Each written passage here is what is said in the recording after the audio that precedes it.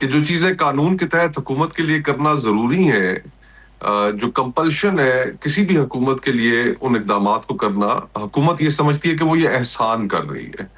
اگر پارلیمان opposition leaders کے بغیر چل رہی ہے اور 5-6 مہینے پارلیمان اپوزیشن لیڈرز کے بغیر چلتی ہے، تو جب اپوزیشن لیڈرز اپوائنٹ ہوتے ہیں تو حکومت سمجھتی ہے کہ شاید وہ ایک احسان کر رہی ہے۔ عمران خان صاحب مقبول ترین پاکستان کے رہنما ہیں، جیل میں ہیں، سختیاں برداشت کر رہے ہیں، وہ اور ان کا خاندان پچھلے دو سال سے اوپر کا عرصہ ہو گیا ہے انہیں جیل میں، اور حکومت اگر ان کی صحت کے حوالے سے جو ان کا حق ہے ان کو اگر کوئی چیز پرووائڈ کرتی ہے تو سمجھتی ہے کہ وہ احسان کر رہی ہے۔ ان کی فیملی سے ملاقاتیں، وکلاء سے ملاقاتیں، یہ ان کا بطور پرزنر رائٹ ہے۔ ان کی صحت کے بارے میں جو کچھ بھی ہونا ہے وہ میڈیکل ایکسپرٹس، ڈاکٹرز کی ایڈوائس پہ، یہ ان کا حق ہے۔ حکومت اس کو اس طرح نہیں کہہ سکتی کہ جناب یہ ہم نے بڑا فیور کر دیا اور یہ فیسلٹی دے دی۔ یہ حقوق میں شامل ہے کسی بھی شخص کے اور کسی بھی قیدی کے۔ تو ان سارے معاملات میں جہاں پر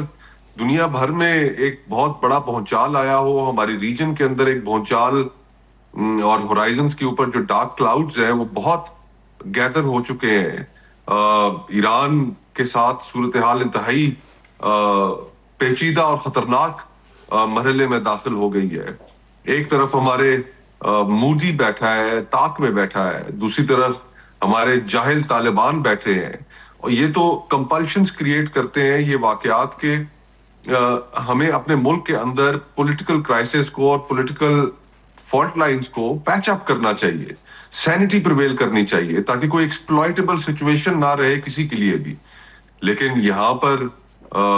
جو حکومت ہے وہ الحمدللہ اس کو بڑھانے میں کوئی کسر نہیں اٹھا رکھتی۔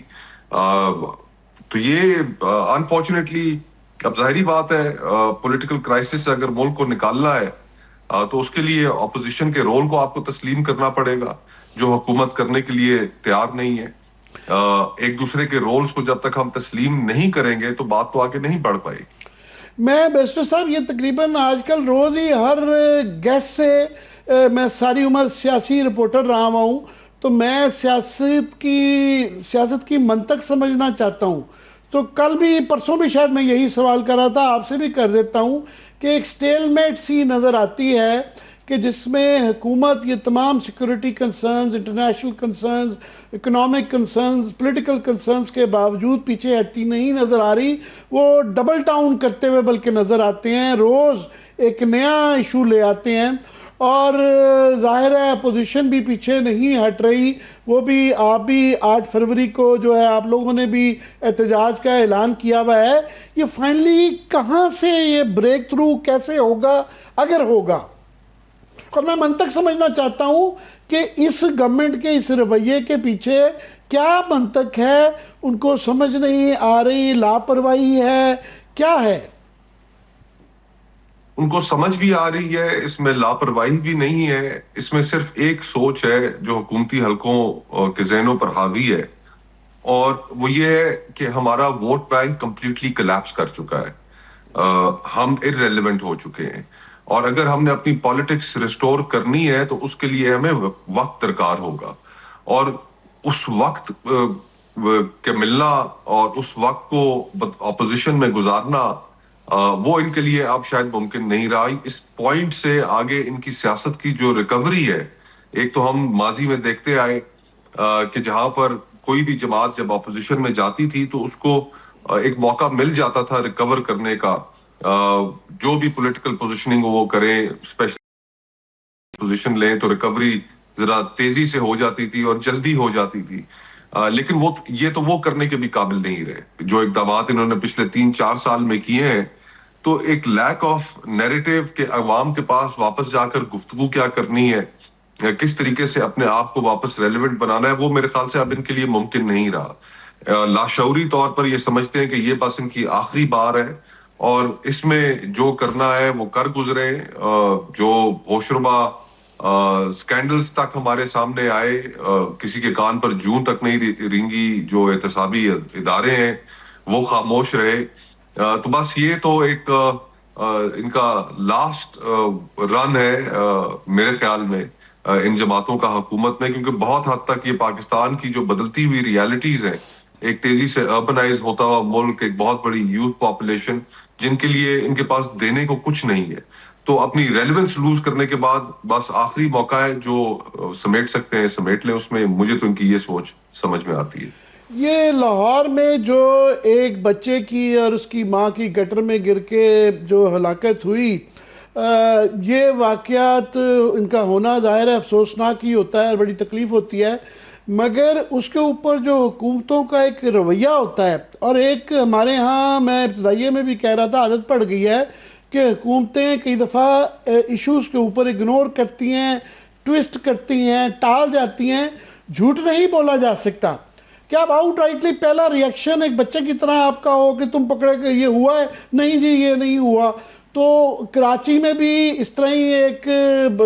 واقعہ ہوا، وہاں بھی یہی رویہ تھا کہ پہلے کہ جی کیا بچے تو جس طرح گرتے رہتے ہیں مرتے رہتے ہیں ٹائپ. یہاں بھی ایک دم سے وہ میڈیا کو قصوروار ٹھہرا دیا گیا لاہور میں. اچھی بات ہے کہ آج چیف منسٹر صاحبہ نے بڑی ڈیٹیل قسم کی اور عظمی بخاری صاحب نے بھی معافی مانگ لی ہے، مگر یہ رویہ کیا کیا عکاسی کرتا ہے؟ رونت، تکبر، افسوسناک ہے. اب ایک تو ایک شخص کے ساتھ حادثہ ہوا، اس کی بیوی اس کا بچہ گر گئے گٹر میں، اور اس کے بعد 4-5 گھنٹے اس کو تفتیش سے گزرنا پڑتا ہے، اور اس کے اوپر یہ الزام ہوتا ہے کہ نہیں تم جھوٹ بول رہے ہو، ایسا کوئی واقعہ نہیں ہوا. تو کرب کا اندازہ کیجئے کہ آپ کے ساتھ، میرے ساتھ یا کسی کے ساتھ ایسا ہو تو ہم کس صورتحال سے گزریں گے کہ ہماری نظروں کے سامنے ہمارے پیارے جان کی کشمکش میں ہو، شاید ان کو بچانے کی کوئی امید بھی باقی ہو، اور اسی صورتحال میں ہمارے اوپر یہ الزام لگ جائے نہیں تم تو جھوٹ بول رہے ہو، تمہارے تو کوئی اور سینسٹر ڈیزائنز ہیں. تو وہ شخص کس کیفیت سے اور کس ذہنی اس سے گزرا ہوگا، الفاظ نہیں ہے اس کو بیان کرنے کے لیے. لیکن یہ چاہے کراچی میں ہو، چاہے لاہور میں ہو، اسلام آباد میں ہو، پشاور میں ہو، بنیادی بات یہ ہے عامر بھائی میرے خیال میں کہ ہم سیاستدان ہر چیز اب گٹر کے ڈھکنے لگانا یہ کسی ایم پی اے یا کسی ایم این اے یا کسی وزیر کا کام نہیں ہے. افیکٹو لوکل گورنمنٹس ہونی چاہیے. ہم خود جو سیاستدان ہیں وہ لوکل گورنمنٹس کے الیکشنز نہیں کراتے، ان کو امپاور نہیں کرتے. اس نظام کے راستے میں سب سے بڑی رکاوٹ ہم ہے کہ ہم نے ہر چیز کو اپنے حد تک سینٹرلائز اتنا کر لیا ہے کہ جس سے جو سروس ڈیلیوری ہے سٹیزنز کو، شہریوں کو، وہ ہمارے اس ایٹیٹیوڈ کی وجہ سے نہیں ہو پا رہی. جہاں پر لوکل گورنمنٹ سٹرونگ ہوں گی، آپ کی افیکٹو ڈسپوزیشن آف فنڈز کا بھی میکنزم وہی ہے. اور یہ جو چھوٹی